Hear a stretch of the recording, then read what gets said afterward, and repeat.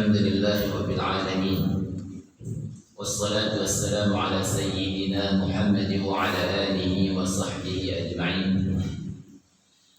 نوينا التعلم والتعليم والتذكر والتذكير والنفع والانتفاع والإفادة والاستفادة والحث على التمسك بكتاب الله وسنة رسوله والدعاء إلى الهدى والدلالة على الخير ابتغاء وجه الله ومرضاته وقربه وثوابه سبحانه وتعالى. اللهم أكرمنا بنور العلم وأخرجنا من ظلمات الوهم برحمتك يا أرحم الراحمين. اللهم زدنا علما وفهما وألحقنا بالصالحين. Alhamdulillah, syukur kita kepada Allah Subhanahu wa Ta'ala yang mana oleh Allah masih memberikan kepada kita nikmat keimanan, nikmat keislaman, bahkan nikmat-nikmat yang lain termasuk nikmat berkumpul di tempat yang sangat bahagia ini, yang sangat mulia ini, yaitu rumah Allah Subhanahu wa Ta'ala. Mudah-mudahan sebagaimana Allah kumpulkan kita di rumahnya Allah, di kebun surganya Allah. Mudah-mudahan Allah juga menempatkan kita di surganya Allah bersama-sama nanti bersama baginda Rasulullah sallallahu alaihi wasallam. Padahal kalau kita lihat, kita perhatikan sejuknya, dinginnya kota Takengon ini disertai hujan, tapi masih Allah gerakkan langkah dan hati kita ke sini. Itu menandakan insya Allah bahwa Allah ingin kepada kita kebaikan. Mudah-mudahan kebaikan ini Allah istiqamahkan, Allah kekalkan kepada kita semuanya. Amin ya rabbal alamin. Kemudian juga alhamdulillah kita masih bisa beribadah kepada Allah Subhanahu wa Ta'ala dengan melakukan salat fardu, didahului oleh salat sunnah, kemudian zikir, kemudian berdoa, i'tikaf di masjid, kemudian dilanjutkan dengan mengikuti pengajian kita yang mana pengajian rutinan kita. Juga kita hadirkan saudara-saudara kita yang belum sempat hadir mungkin karena cuaca. Kita niatkan dalam hati kita, ya Allah, kami hadirkan mereka dalam artian mereka tetap hadir di tempat kita ini secara ruh walaupun jasad mereka tidak bersama kita, sehingga pahala yang kita dapati saudara kita juga mendapatkannya. Juga alhamdulillah pada pagi ini Allah datangkan tamu mulia kepada kita, yang ini merupakan menunaikan janji yang tertunda. Dulu walaupun nggak sampai janji, cuma orang ini sudah berharap bahwa Habib Fahmi Asgaf dari Langsa, murid daripada Habib Umar bin Hafid yang mana belajar di Hadramaut juga. Beliau yang memiliki majelis bahkan pesantren di Langsa bernama Anwarul Habib. Beliau dulu sempat kita berharap bahwa hari Minggu pagi ketika kami adakan maulid di rumah Aceh untuk beliau mengisi di sini. Cuma ada beberapa hal menjadi kendala dan Allah lunasi dengan Allah kirimkan balik. Allah kirimkan balik beliau ke sini supaya harapan kita tidak sia-sia.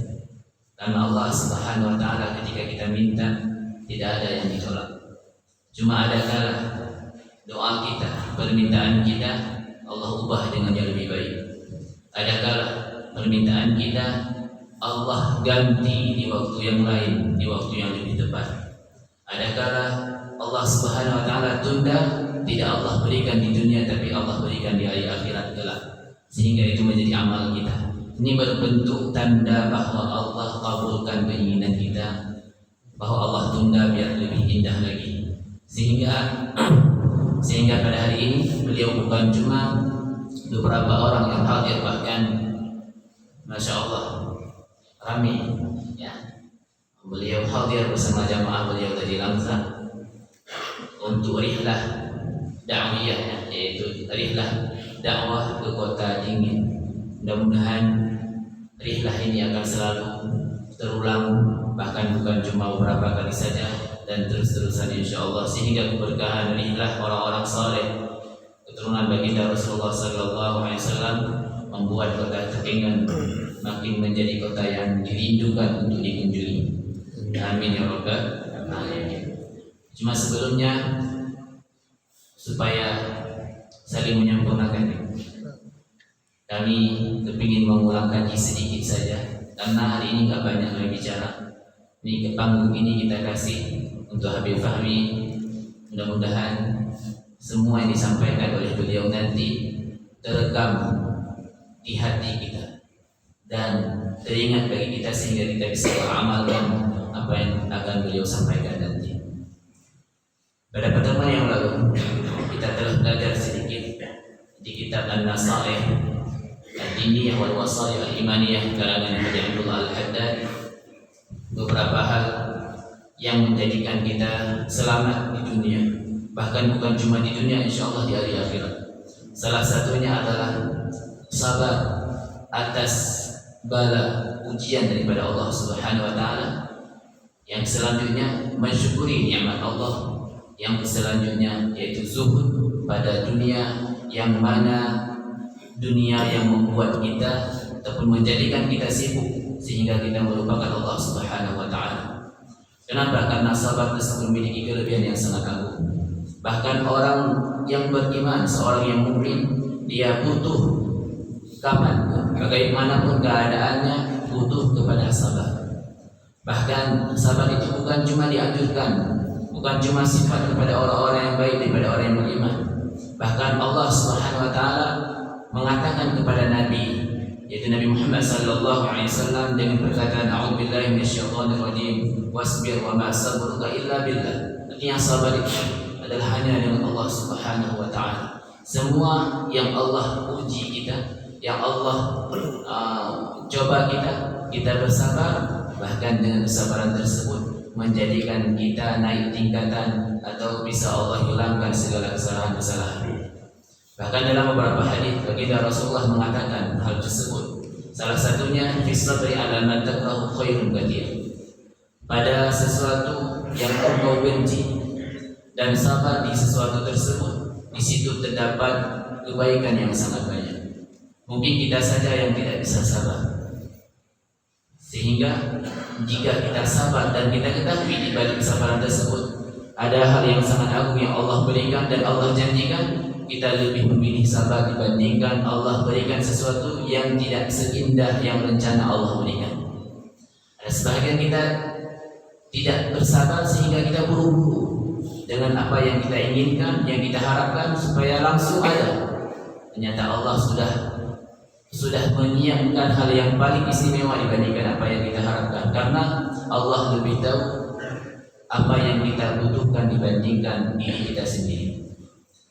Kemudian lebih-lebih adalah sabar yang mana orang beriman tersebut ketika diuji dengan ujian yang mungkin menurut pandangan kita menyakitkan. Di sini dibutuhkan untuk sabar seperti sabarnya yang lebih ekstra. Ketika menimpa musibah, ketika merasa susah, ada penyakit, jangan sampai kita cemas. Bahkan jiwa kita harusnya tetap tenang, harus tetap teguh.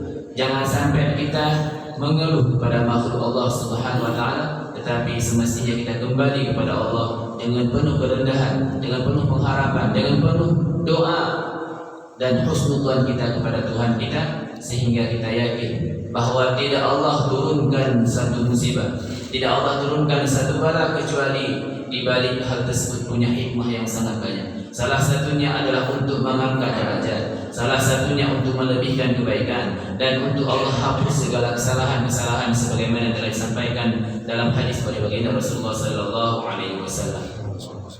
Kemudian dalam hadis yang lain Rasulullah sallallahu alaihi wasallam mengatakan, tidak ada hal yang menimpa orang yang beriman, baik itu lelah, penyakit, kekhawatiran, khawatir dengan sesuatu yang kita inginkan dan sebagainya, hatta syauka, kata baginda Rasulullah. Sehingga satu duri yang mana menusuk menyakiti kita dengan satu duri tersebut, illa ghafarallah bihi min sayyi'ati, kecuali Allah Subhanahu wa taala menghapus daripada kesalahan kita dengan sebab satu duri yang kena di kaki kita.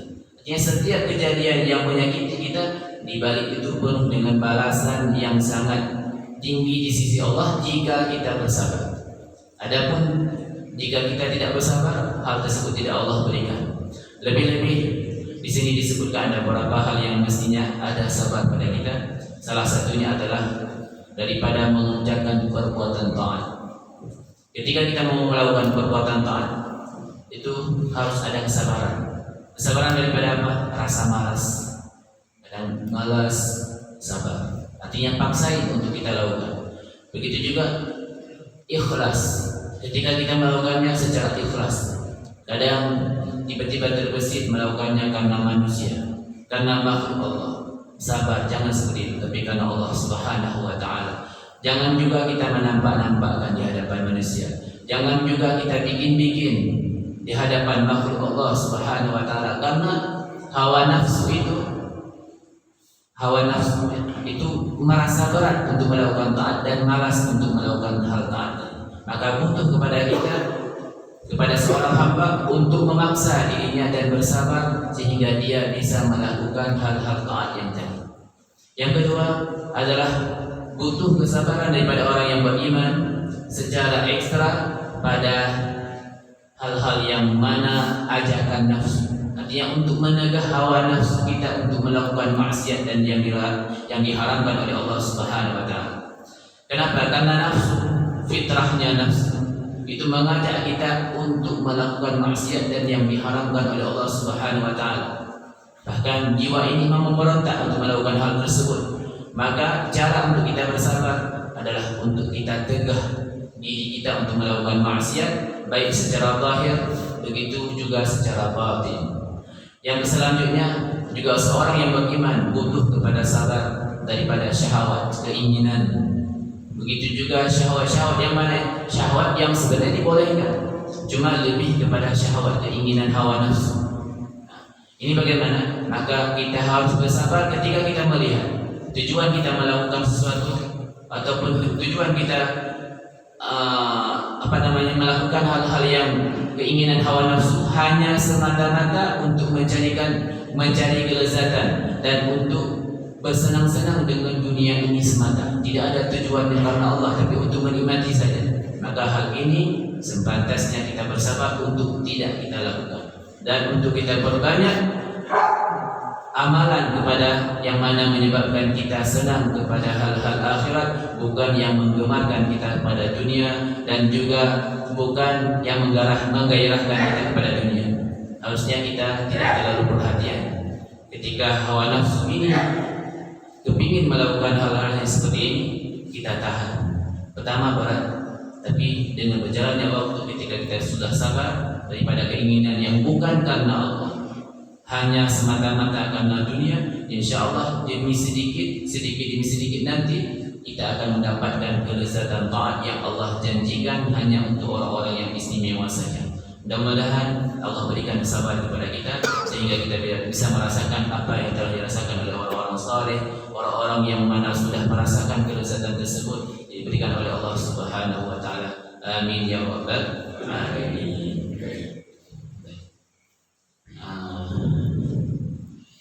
Sudah ya, sekarang nanti pembahasan bahwa sengaja ini insyaallah hari ini kami kepingin dengar lebih banyak dari Habib. Ini pengajian ini alhamdulillah dengan dukungan daripada semua panitia masjid sehingga pengajian ini subuh aja lagi subuh lagi padahal dinginnya tapi kan masya Allah. Ini malah sudah dirasakan oleh jamaah-jamaahnya oleh santri mungkin di laut ya. Ada sebagian belum istirahat, belum tidur ya, karena nggak bisa tidur kedinginan hujan ini. Tapi masya Allah semangatnya orang ini kuat sekali. Mudah-mudahan dengan kedatangan hari ini membuat kita makin semangat, bahkan bisa mengajak orang-orang yang lain ketika kita merasakan bahwa ini adalah hal yang baik. Amin ya rabbal alamin. Sebelumnya sekarang kami serahkan kepada Habib Fahmi As-Segaf dari Kota Langsa, pimpinan Majelis Anwarul Habib.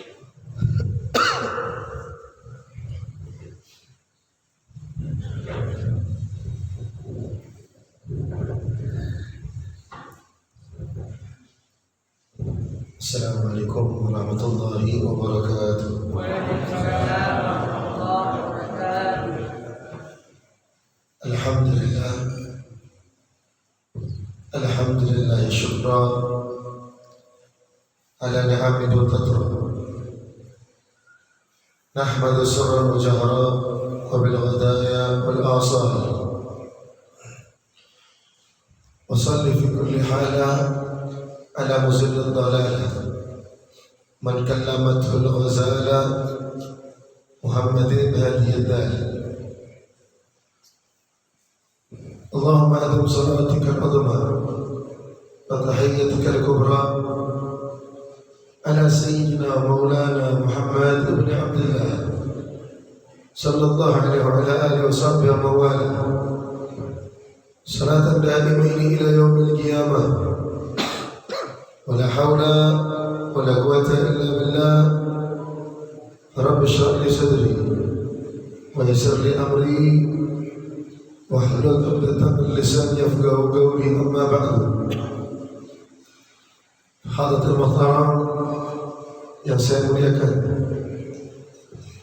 perangkat desa, tokoh masyarakat, BKM Masjid Rawdatul Jannah dan seluruh jajarannya, para donatur yang telah berhadir, wabil khusus kepada guru mulia kita yang senantiasa memberikan untayan ilmu yang tak pernah bosan-bosannya menasihati kita, memberikan pemahaman kita kepada ilmu agama Allah. Syekhul Kiram Tuku Muhammad Nazar SMA yang insyaallah mudah-mudahan Allah Subhanahu wa taala terus memberikan kesehatan, sehat walafiat untuk guru-guru kita insyaallah. Urusannya dimudahkan oleh Allah Subhanahu wa taala.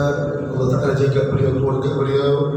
Amin ya rabbal alamin. Wal hadirin wal hadirat, para tetamunya Allah Subhanahu wa taala yang telah berhadir di rumahnya Allah Subhanahu wa taala. Dan sebentar tadi kita telah mendengarkan bagaimana nasihat daripada Al-Imam Al-Haddad. Dalam kitabnya beliau menjelaskan tentang bagaimana pentingnya sabar. Dan kita kalau kita melihat di beberapa tulisan di masjid, maka di percis di pintu masuk Masjid Rawdatul Jannah dituliskan bahwasanya wasta'inu bis-sabri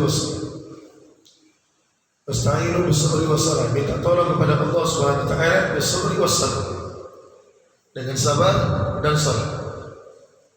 Yang uniknya kita mengetahui bahwasanya as-salatu imaduddin, salat merupakan latihan agama yang Allah taala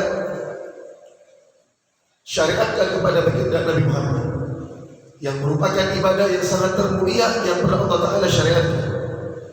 Di saat puasa Allah taala syariatkan ketika baginda Nabi Muhammad berada di bumi Allah. Zakat disyariatkan oleh Allah ketika baginda Nabi Muhammad berada di bumi Allah. Haji, umrah, semua ibadah disyariatkan oleh Allah ketika Sayyidina Muhammad alaihissalatu wassalam berada dalam bumi Allah, kecuali salat. Maka ketika syariat salat ini diberikan oleh Allah Subhanahu wa taala, yang sebentar lagi kita akan masuk ke dalam bulan ulang tahunnya salat, hari jadinya salat, yang Nabi ngambil salat tersebut melewati beberapa tahapan yang begitu luar biasa, hikmah yang begitu luar biasa, pelajaran yang begitu agung diambil oleh Allah, oleh baginda Rasulullah alaihissalatu wassalam, yang bahkan perjalanan tersebut dijelaskan oleh Allah dalam Al-Quran. Subhanalladzi asra bi'abdihi, Maha suci Allah. Dan Allah tidak pernah menceritakan suatu cerita dengan mengawali kalimat Subhanalladzi, Maha sucinya Allah, kecuali cerita tersebut merupakan cerita yang memiliki keistimewaan yang begitu luar biasa. Subhanalladzi asra, Maha suci Allah yang memperjalankan baginda Rasulullah daripada Masjidil Aqsa, daripada Masjidil Haram ke Masjidil Aqsa, alladzi barakna haula, daripada Makkah menuju kepada Palestin, diperjalankan baginda Rasulullah SAW ila hadirin wal hadirat untuk sebuah perjalanan dakwah, perjalanan rihlat berjumpa kepada Allah Subhanahu wa taala.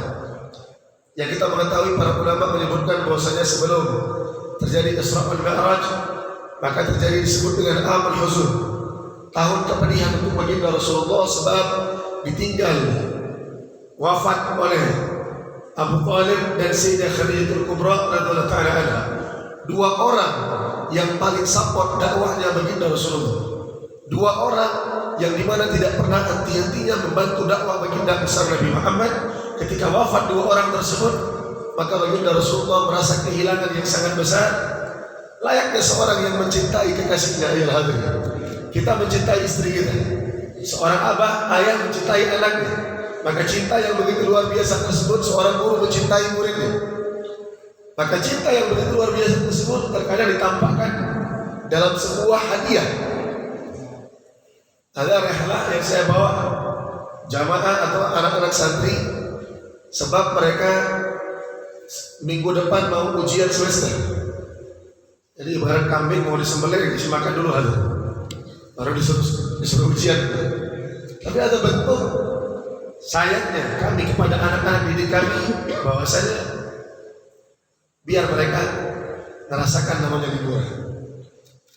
Menurut ekonomi masing-masing hadirin, sama seperti suami yang sayang sama istri.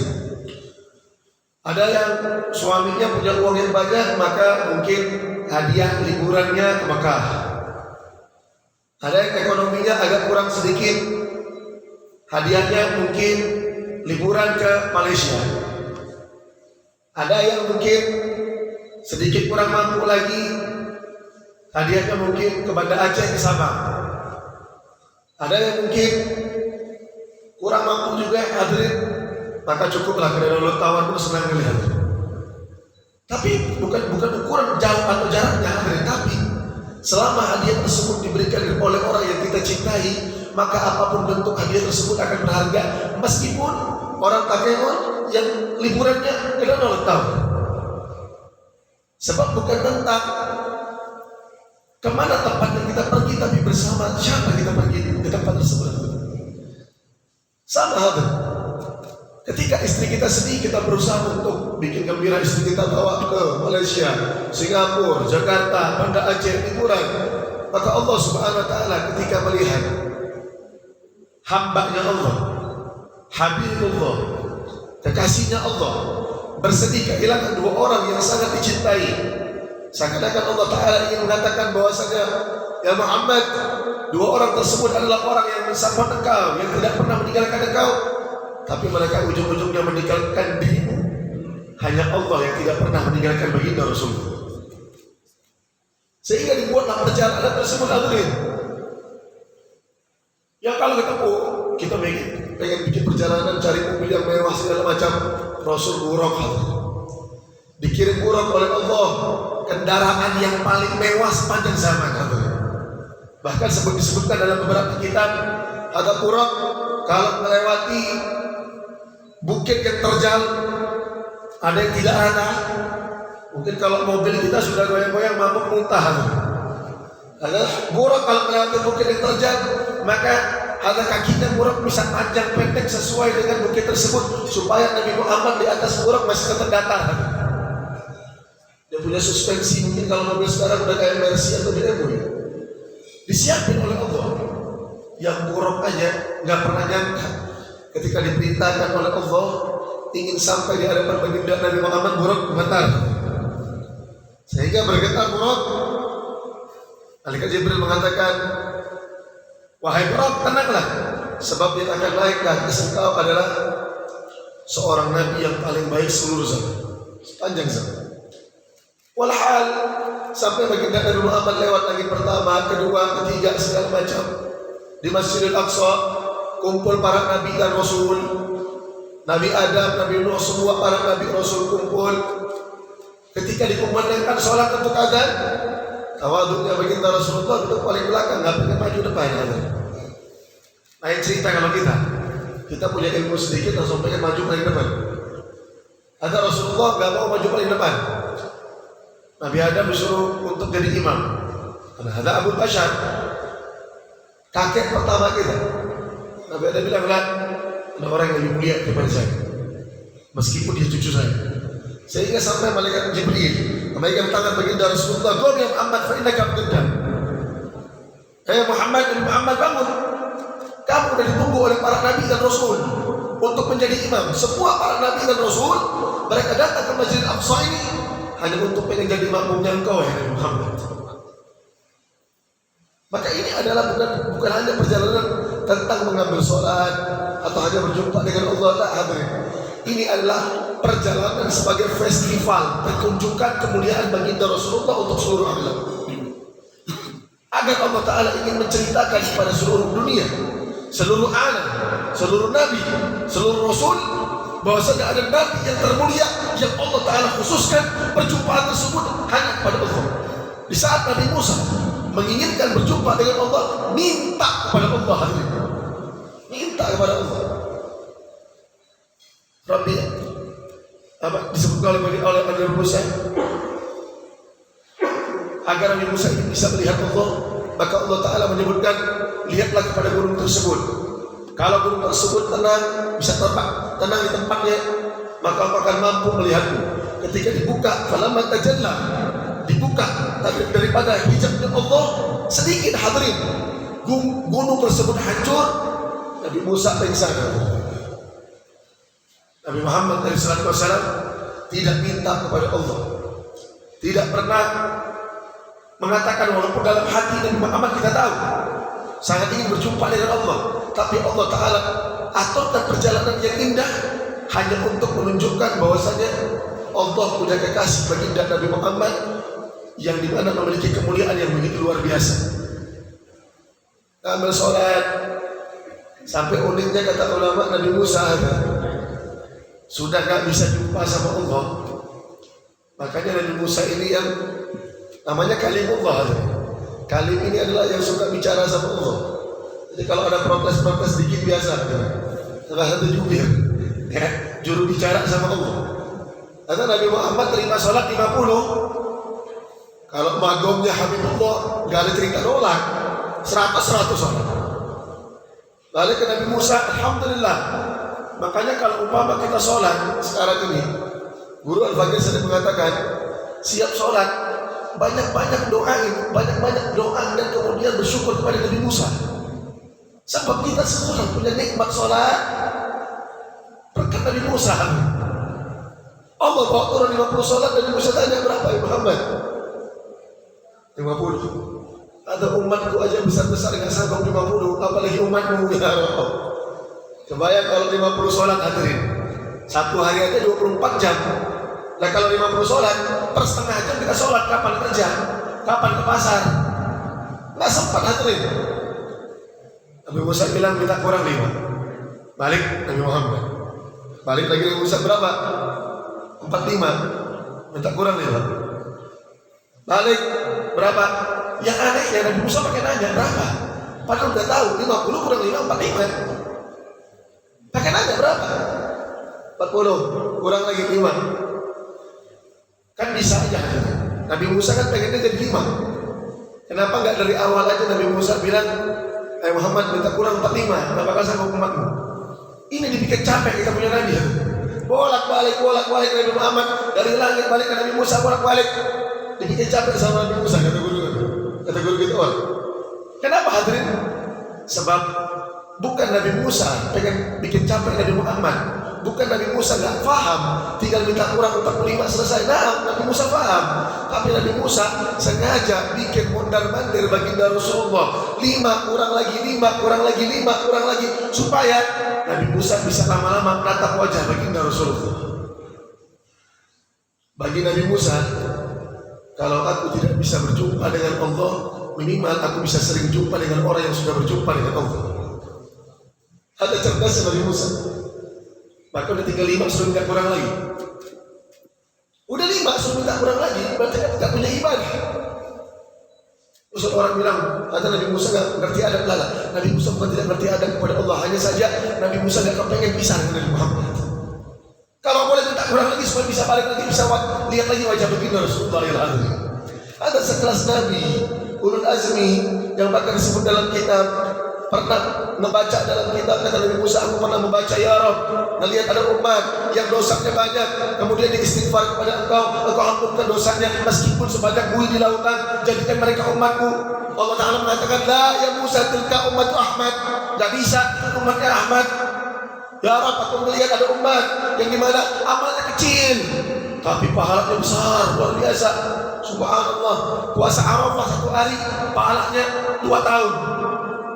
Puas disebutkan dalam riwayat Al-Imam Dailami menyebutkan yang puasa 3 hari di bulan haram maka seakan-akan pahalanya bertahun-tahun. Masya Allah, dalam riwayat lain banyak hadirin. Ibadah kecil, pahala besar. Bikin cemburu Nabi Musa. Kata, ya Rabb, jadikan umatku. La tilka ummatu Ahmad, itu umatnya Ahmad. Sampai minta, ya Rabb, aku lihat umat begini, minta umatku. La tilka ummatu Ahmad. Ya Rabb, tilka ummatu Ahmad, itu umatnya Ahmad, umatnya Muhammad. Sampai Nabi Musa akhirnya bosan dengar umat Muhammad. Ya Rabb, idzan faj'alni min ummati Ahmad. Kalau begitu ya Allah, jadikan aja aku umatnya Nabi Muhammad. Saking Nabi Musa melihat luar biasa jadi umat hadirin. Sekelas Nabi Ulul Azmi minta jadi umatnya baginda Rasul. Nah kamu enak hadirin. Nabi bukan, Rasul bukan, apalagi Ulul Azmi, tinggal di kota dingin Takengon, lahir jadi umat baginda Rasulullah. Lahir jadi umat baginda Nabi Muhammad SAW.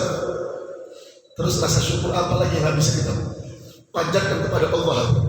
Hal tadi saya sebutkan, sholat merupakan ibadah yang Allah Ta'ala berikan, Allah Ta'ala syariatkan ketika baginda Nabi Muhammad berada di langit. Suatu yang sangat mulia. Tapi anehnya, kalau kita melihat ayat di atas tersebut, wasta'inu bis-sabri was-shalah, minta tolong dengan Allah dengan sabar baru sholat. Tidak sholat dulu yang pertama, malah sholat Allah Ta'ala jadikan tempat yang kedua hadirin. Sabar yang pertama. Ada tema yang dibahas hari ini oleh Ketua Muhammad Nazar ya hadirin. Sebab apa hadirin? Allah Ta'ala akan bilang kepada hambanya Allah, naam, ketika kamu punya masalah, yang masalah tersebut adalah masalah yang terkadang bikin kita gusar, bikin kita stres, bikin kita susah, seakan-akan Allah Ta'ala pengen bilang dulu kepada hamba-hambanya bahwasanya sabar dulu. Dalam ayat yang lain, tafsir kepada ayat tersebut menjelaskan saling berkorelasi dengan ayat tersebut. Disebutkan bahwasanya la yukallifullahu nafsan illa wus'aha. Allah tidak akan memberikan satu cobaan kepada seorang hamba melainkan dia akan mampu terhadap cobaan tersebut. Dengan ayat ini seakan-akan Allah Ta'ala pengen bilang, naam, kamu belum punya anak, naam, sabar dulu. Kamu belum punya harta yang banyak, naam, sabar dulu. Kamu mampu.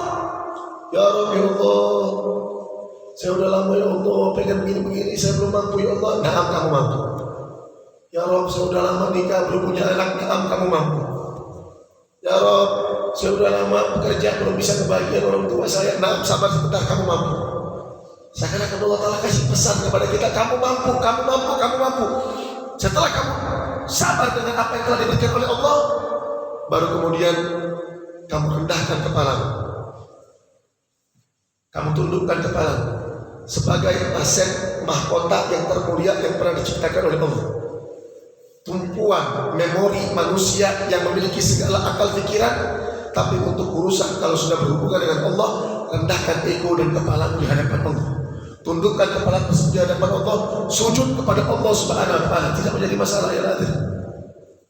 Sehebat apapun kamu, segarang apapun kamu di luar, kita tahu bahwasanya hadirin bagaimana Sayyidina Muhammad SAW tegasnya baginda Rasulullah dalam medan perang, hebatnya baginda Nabi Muhammad dalam peperangan. Bahkan disebutkan dalam semua peperangan baginda Nabi Muhammad, baginda Rasul adalah orang yang paling pertama berada di garda terdepan, tidak pernah di garda tengah. Tidak seperti pasukan kaum kafir Quraisy yang Abu Jahal atau Abu Lahab dijaga oleh 10 barisan. Tapi baginda Nabi Muhammad ketika berperang, adalah posisi paling terdepan, hadirin. Posisi yang paling diincar. Karena orang kafir tahu, hadirin, kalau Nabi Muhammad terbunuh, selesai perang. Dan mestinya Nabi Muhammad adalah orang yang paling diincar dalam peperangan untuk dibunuh. Tapi tidak pernah berada dalam keadaan terbelakang, terdepan, hadirin. Bagaimana kita tahu gagahnya baginda Rasulullah, hebatnya Sayyidina Muhammad SAW?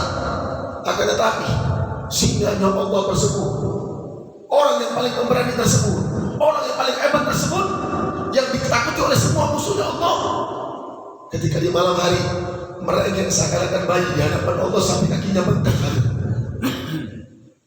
Seorang Umar bin Khattab yang ketika membuka pedang saling musuh ketar-ketar pada Umar bin Khattab di malam hari, ibarat kata bakalan kecil yang cengeng di hadapan Allah Subhanahu wa taala, yang dia berdoa, ya Rabb, la tu'akhidni ya Rabb, jangan engkau azab dan hukum aku sebab salahnya kepemimpinanku ya Allah, salahnya aku dalam memimpin ya Allah.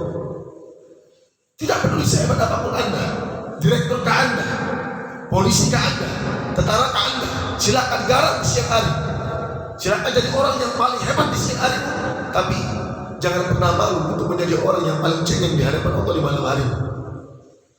Sebab kita semua adalah orang-orang yang berhak untuk merangkul rahmat Allah, memeluk rahmatnya Allah Subhanahu wa taala, ya hadirin. Sebab kita adalah hamba-Nya Allah yang apapun ceritanya kita, sehebat apapun kita, tidak akan bisa hidup tanpa rahmat daripada Allah Subhanahu wa taala. Enggak bakal bisa hidup tanpa rahmatnya Allah. Dan rahmatnya Allah yang diberikan kepada baginda Rasul, apa jadinya ini umat? Sedangkan orang yang sudah ibadah 500 tahun di zaman sebelum baginda Rasulullah, ketika ingin dimasukkan surga oleh Allah, Allah Ta'ala mengatakan, udkhulu birahmati, hai malaikat, masukkan dia ke dalam surgaku dengan rahmat. Terus ini orang bilang, ya Rabb, aku ibadah 500 tahun, aku sholat 500 tahun, aku ibadah kepada Engkau 500 tahun. Kalau aku masuk surga dengan rahmat-Mu ya Allah, terus apa gunanya amalku? Apa bedanya aku sama yang lain? Toh yang maksiat juga masuk surga dengan rahmat-Mu, toh yang sholatnya pas-pasan juga masuk surga dengan rahmat-Mu.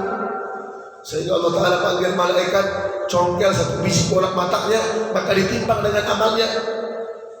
Nikmat bisa memandang dan bisa melihat satu biji dari bola matanya ternyata lebih berat daripada amalnya 500 tahun.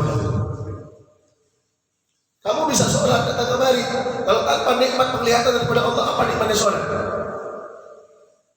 Kamu bisa berpuasa, buka puasa, yang Allah Ta'ala sebutkan, Nabi bersabda bahwasanya lis-shaim farhatan, untuk orang yang berbuka puasa ada 2 kegembiraan.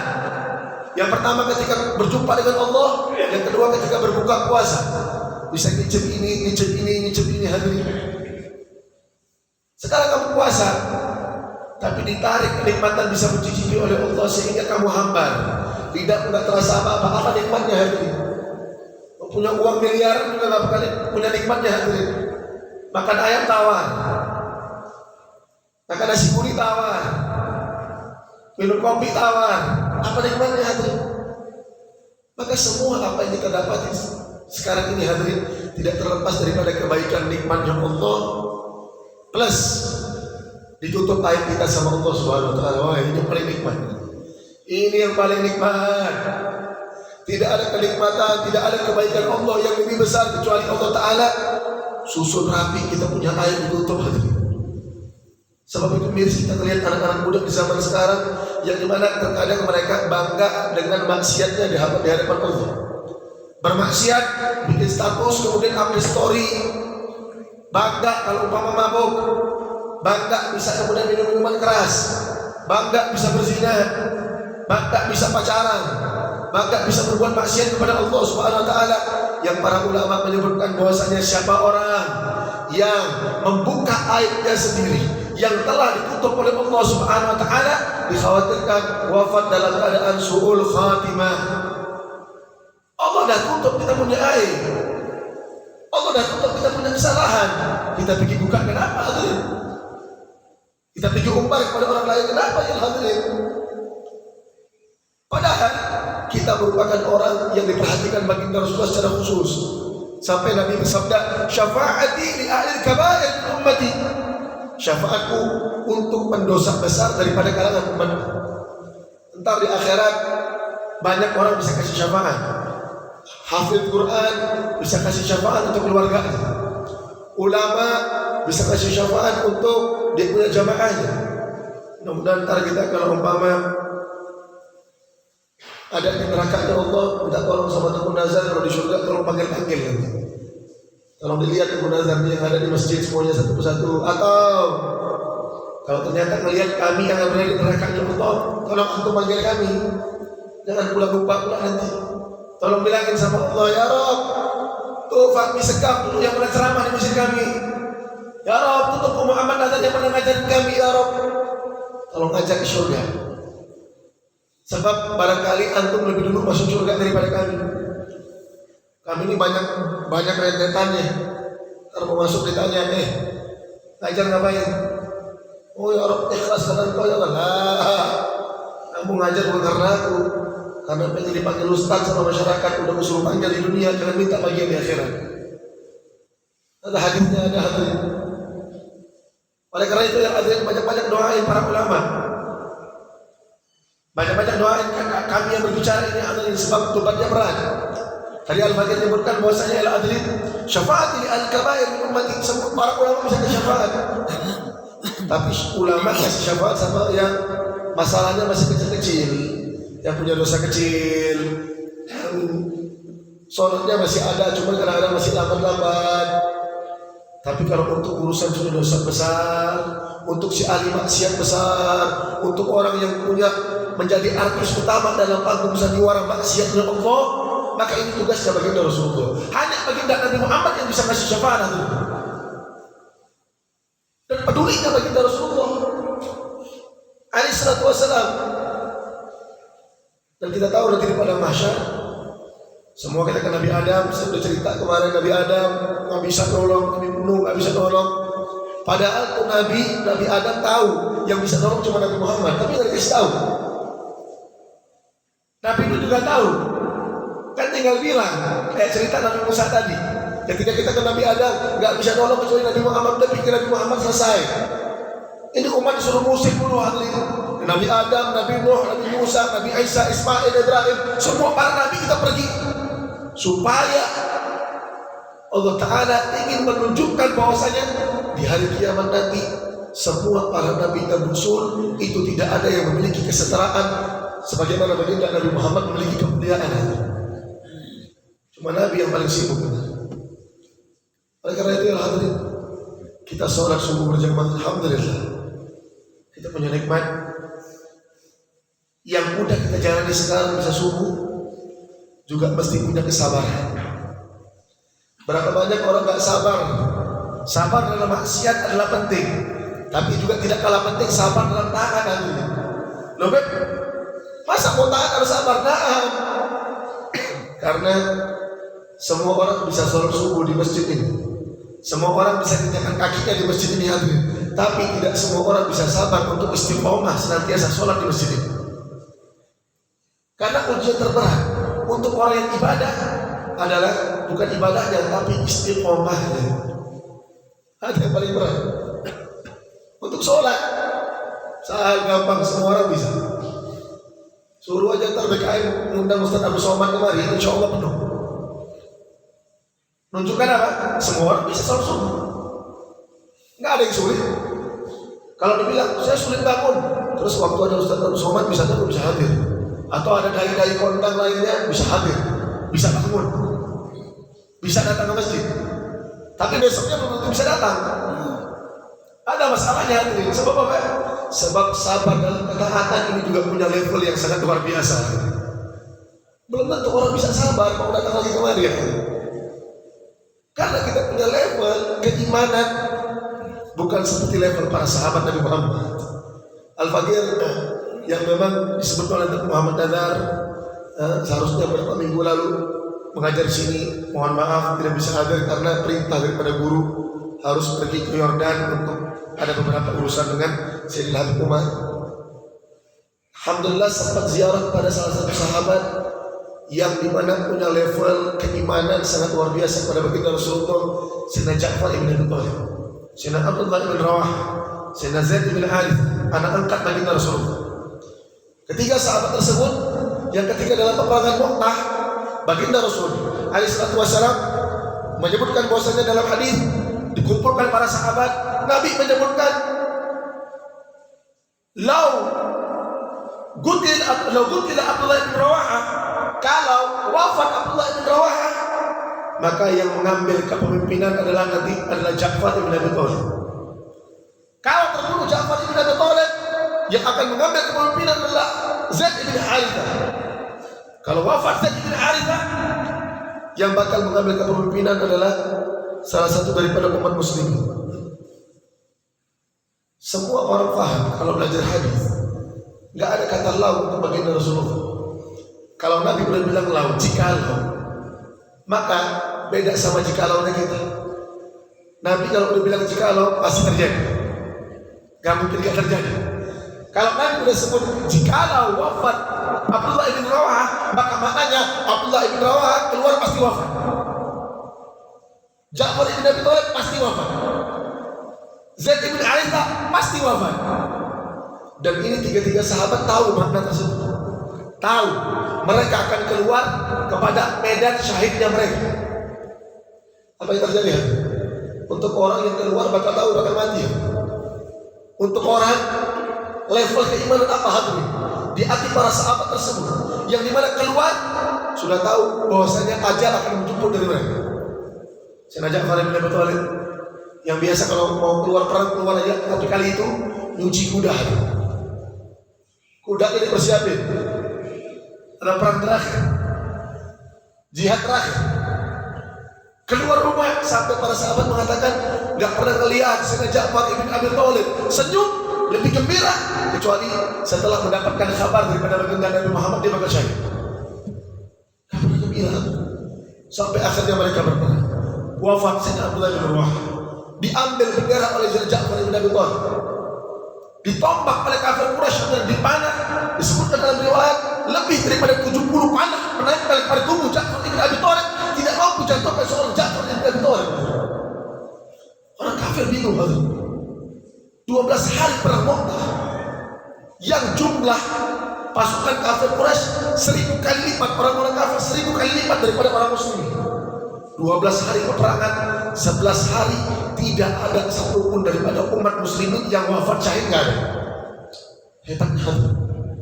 Sampai kemudian hari ke-12 para pemimpin kafir berubah strategi. Kita nggak bisa serang yang kecil-kecil lagi karena mereka sama kuatnya. Maka semua kekuatan fokus kepada pemimpinnya.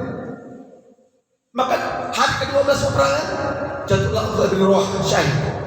Diambil bendera oleh Ja'far bin Abi Thalib, dipanah 70 panah, tidak mampu dijatuhkan. Sampai salah satu kafir menombak Sayyidina Ja'far bin Abi Thalib dalam keadaan dekat, juga belum bisa menjatuhkan Sayyidina Ja'far bin Abi Thalib. Dipotong tangannya, dipegang bendera tangan kiri, dipotong tangan kirinya, dikapek kedua bendera tersebut. Sebab ada bendera perjuangan umat muslimin. Maka ketika diapit dengan kedua tangannya tersebut, hadirin, ditombaklah Ja'far bin Abi Thalib sekali lagi dan tumbang, hadirin. Bendera diambil oleh Zaid bin Harith. Ngambilnya full senyum, hadirin. Karena tugas saya dalam keadaan sakaratul maut. Semua orang tahu sakaratul maut adalah keadaan yang paling terdahaga yang pernah ada di dalam tubuh kita. Paling haus dalam keadaan sakaratul maut. Sehingga para sahabat faham, mereka ambil air dan memberikan kepada sahabat-sahabat yang sedang sakaratul maut supaya minum di akhir wafat, tidak terlalu haus. Termasuk Sayyidina Ja'far bin Abi Thalib. Sayyidina Ja'far dibawa oleh sahabat air kepada beliau. Ya Ja'far, syurab, minum. Kamu dalam keadaan genting sakaratul maut. Kata Sayyidina Ja'far bin Abi Thalib, la, inni shawim. Kata beliau, enggak, aku lagi puasa. Hadirin, sudah dikabarkan bakal wafat, bakal syahid. Apa persiapannya? Puasa. Malah puasa. Sayyidina Ja'far bin Abi Thalib yang hadirin dalam keadaan yang begitu luar biasa. kabar yang begitu luar biasa. Sayyidina Ja'far mempersiapkan dirinya di hadapan Allah, keimanan yang begitu luar biasa dengan berpuasa. Ditawarkan minum, dia mengatakan ini shaim, aku puasa. Kata beliau, aku pengen buka puasa sama Allah Subhanahu wa taala. Persiapan yang gak main-main. Seorang kakak atau abang daripada Sayyidina Ali bin Abi Thalib. Gak heran, abangnya Ali bin Abi Thalib, abangnya seorang khalifah, seorang khulafa ar-rasyidin. Tapi asyahid, imannya para sahabat baginda Nabi Muhammad yang begitu luar biasa. Imannya para sahabat baginda Nabi Muhammad yang di luar nalar. Oleh karena itu ya adilul adlan dirahmati oleh Allah Subhanahu wa taala. Sholat subuh ini hadirin, kamu yang sudah hadir di dalam masjid yang penuh kemuliaan ini, alhamdulillah. Sebagaimana Nabi Muhammad Nazar mengatakan tadi, tapi jangan jadi satu-satunya orang yang cuma pengen masuk surga sendiri. Surga Allah luas. Punya mobil, kalau banyak waktu kosong, teleponin teman yang gak bisa sholat karena hujan, gak punya kendaraan, Anda jemput, saya jemput, saya bakal keliling, bakal jadi ojek akhirat, jadi tukang ojeknya akhiratnya Allah, ngebawa orang-orang bisa datang ke masjidnya Allah. Kebayang hadirin, kamu ngebawa Allah, orang menuju Allah Subhanahu wa taala. Memang kita gak punya iman sehebat para sahabat, sebab kita memang bukan sahabat baginda Nabi Muhammad, dan tidak akan menjadi sahabat baginda Rasulullah, dan tidak akan selevel dengan sahabat Nabi Muhammad. Akan tetapi setidaknya kita bukan sahabat baginda Rasulullah, tapi orang yang bisa meniru sahabat baginda Nabi Muhammad. Kita adalah orang yang bisa meniru akhlak daripada orang-orang yang meniru akhlaknya sahabat baginda Rasulullah, sebab mereka meniru akhlaknya baginda Nabi Muhammad. Jangan kemudian putuskan diri kita bahwasanya saya hidup di kota Tegal, gak bisa jadi sahabat lah. Kamu memang bukan sahabat, kamu tidak akan bisa jadi sahabat. Tapi kamu bisa besar kemungkinan meniru para sahabat. Semua akan sahabat. Saya tutup satu cerita. Cicitnya Rasulullah, cucu Sayyidah Fatimah, Sayyidina Ali bin Abi Thalib. Ada bukan sahabat, ada tabi'in.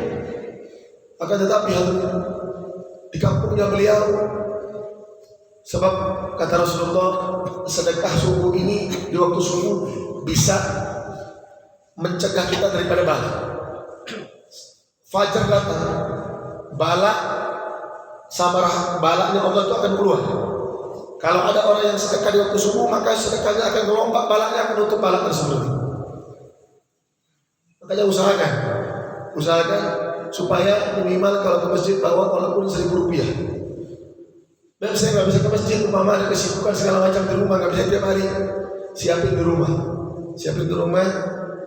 celengan masukin. Ntar seminggu sekali bawa ke masjid, uangnya di tong masjid, kasih ke fakir miskin. Lombalah adabnya Allah dengan sedekahnya kita tiap hari. Ada cucunya baginda Rasulullah, cicitnya Rasulullah. Di waktu tersebut di kota Madinah dikabarkan tidak ada orang yang miskin. Sebab apa? Setiap malam di zamannya Sayyidina Ali Zainal Abidin, setiap buka pintu pagi subuh udah ada gandum di depan rumah, termasuk di rumahnya Sayyidina Ali. Beliau juga kebagian, semua dibagiin. Entah siapa yang lagi datang, sampai semua orang mendapat gandum, sampai cucunya Rasulullah dikasih gandum dulu tersebut. Akhirnya berlangsung lama, mereka gak perlu cari kerja lebih. Setiap 2 hari sekali dikasih gandum, 3 hari sekali dikasih gandum, makanan segala macam. Sampai ketika wafatnya Sayyidina Ali bin Abi Thalib, barulah kemudian muncul orang-orang miskin di kota Madinah yang lapor kepada presiden, kepada menteri, gubernur. Gubernur kami tak punya uang.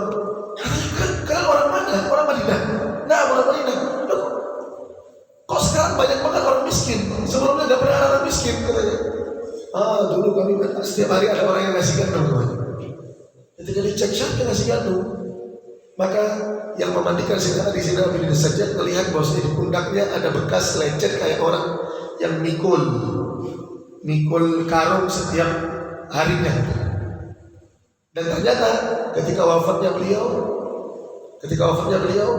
berhentilah semua sedekah gandum tersebut, dan orang-orang tahu bahwasanya ternyata yang selama ini yang memberikan mereka sedekah adalah cucunya Sayyidah Fatimah, Sayyidina Ali Zainal Abidin saja. Dan beliau gak lupa taruh depan pintu rumah sendiri, biar orang pikir juga beliau adalah orang yang terima sedekah tersebut. Beda kualitas sedekahnya kita. Sedekah kita kalau bisa semua orang tahu, tapi sedekah Sayyidina Ali Zainal Abidin, dia sedekah tidak ada yang tahu kecuali Allah Subhanahu wa Ta'ala. Maka mudah-mudahan insyaallah pengajian pada subuh yang mulia ini, pengajian pada pagi yang mulia ini, mudah-mudahan diberkahi oleh Allah Subhanahu wa Ta'ala. Dan mudah-mudahan hadirin yang hadir yang duduk di masjid ini diberikan kesabaran lebih oleh Allah Subhanahu wa Ta'ala dalam taat, dalam maksiat, dalam menghadapi anak-anak, menghadapi suami, menghadapi istri. Insyaallah sabar tersebut tidak bakal ada ruginya, tidak bakal ada ruginya. Sabar insyaallah bakal bawa kesuksesan. Sabar akan bawa ke surga. Insyaallah dalam minggu depan mungkin pembahasan bersyukur kalau masalah. Biasanya habis sabar syukur. Hadirin, kenapa diajar sabar dulu dan bisa bersyukur? Maka minggu depan niatin harus hadir. Sebab apa? Kalau kamu bisa sabar doang tapi tidak bisa bersyukur, percuma hadirin. Berapa banyak orang yang cerai gara-gara apa? Gara-gara punya pasangan tidak bisa bersyukur. Tapi kalau sudah bisa bersyukur, insyaallah surga rumah dapat, rumah bakal di surga. Maka insyaallah minggu depan niatin hadir. Jangan pernah miss, jangan pernah kelewatan, jangan pernah nggak hadir, jangan pernah punya niat nggak bakal hadir. Bagi saya tidak ada orang nggak punya waktu datang ke pengajian kecuali dia nggak pernah letak prioritas nomor satu pengajian itu aja. Nggak ada ceritanya, nggak ada waktu. Semua punya waktu. Cuma hanya saja kadang pengajian nomor 10, nomor satunya hal lain lah. Maka insyaallah jadikan prioritas utama pengajian di masjid ini, buat di kalender. Siapapun datang, mau presiden datang hari Minggu subuh nggak bisa ngaji. Ada prioritas. Dan muslim yang baik, muslim yang hebat, muslim yang punya prioritas dalam kebaikan. Bukan muslim yang ikut alur kebaikan mana aja enggak. Kita bukan ikut alur, tapi kita punya prinsip, kita punya batasan. Hadap batasan saya nggak bisa dilanggar. Minggu pagi presiden datang sekalipun mau jumpa sama saya, jumpa di masjid Raudhatul Jannah, itu ngaji dulu. Punya prinsip begitu, insya Allah antum akan dijadikan oleh Allah Ta'ala hamba-hambanya Allah yang akan memiliki kebaikan-kebaikan, insya Allah berbuah syurga dengan Allah Subhanahu Wa Ta'ala. Amin ya Rabbal Alamin. Mohon maaf atas segala kelancaran berbicara, lamanya waktu yang Allah bagi ambil. Ada Allah majma'in. Assalamualaikum warahmatullahi wabarakatuh.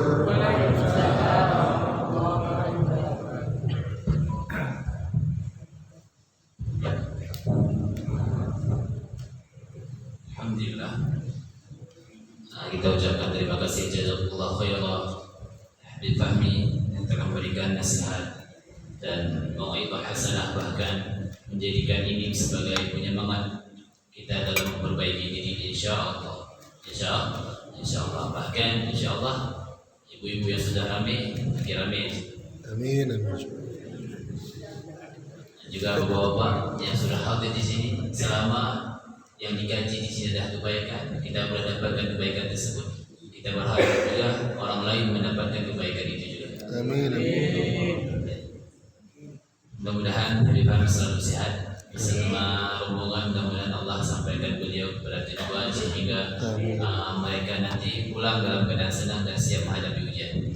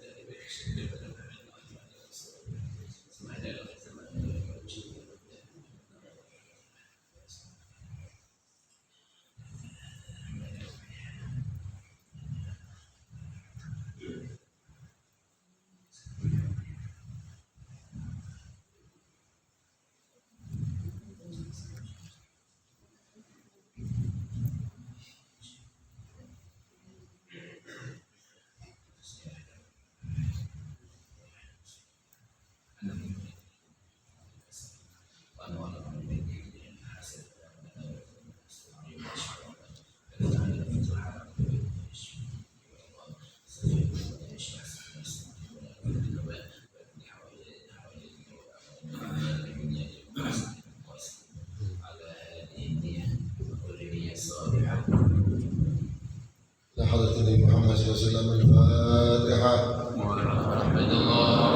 بسم الله الرحمن الرحيم.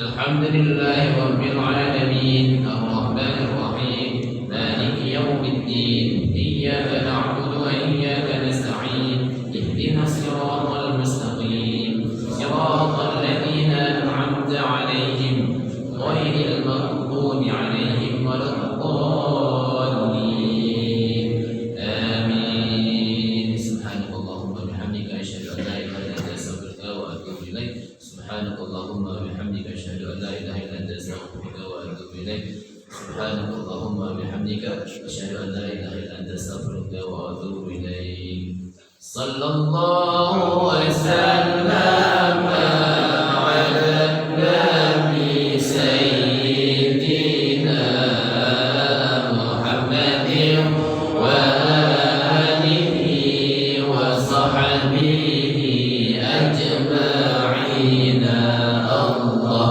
صلى الله وسلم على النبي سيدنا محمد وآله وصحبه أجمعين الله صلى الله وسلم على النبي سيدنا محمد وآله وصحبه أجمعين السلام عليكم ورحمة الله وبركاته Waalaikumsalam.